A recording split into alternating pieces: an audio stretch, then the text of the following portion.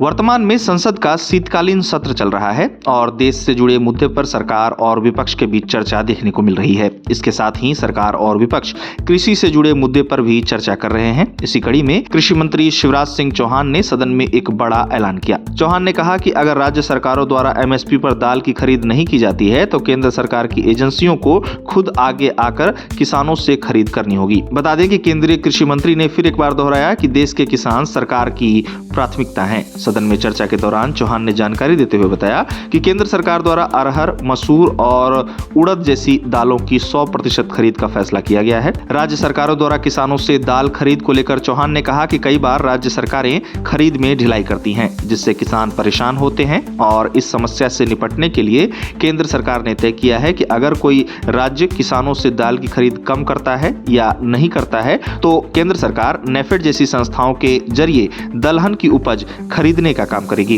कृषि मंत्री ने इस दौरान कर्नाटक पर 2024-25 में अरहर दाल लक्ष्य के मुताबिक न खरीदने का आरोप लगाते हुए कहा कि कर्नाटक सरकार ने साल 2024-25 में अरहर खरीदने की अनुमति ली थी, पर लक्ष्य के अनुसार किसानों से दाल नहीं खरीदी गई। गौरतलब है कि किसानों की फसल अगर एमएसपी पर खरीदी जाती है तो किसानों की आय में बढ़ोतरी होती है। जहां तक दलहन किसानों की बात है तो केंद्र सरकार दलहन किसानों को उनकी फसल की सही कीमत मिले, इसकी कोशिश लगातार कर रही है। बता दें कि दलहन किसानों से फसल एमएसपी पर खरीदे जाने से किसानों में आत्मविश्वास भी बढ़ता है और अगले साल वे और मजबूती के साथ दलहन फसलों की खेती के लिए मोटिवेट होते हैं। आपको बता दें कि भारत अपनी खपत के मुताबिक दुनिया के कई देशों से दाल का आयात करता है। सरकार की कोशिश है कि देश दाल उत्पादन में आत्मनिर्भर बने और आयात पर निर्भरता को समाप्त किया जाए। इसी के मद्देनजर हाल ही में प्रधानमंत्री नरेंद्र मोदी ने दलहन आत्मनिर्भरता मिशन योजना का शुभारंभ किया है। अब इसको आगे बढ़ाने की कवायद शुरू हो गई है, जहां इस मिशन के तहत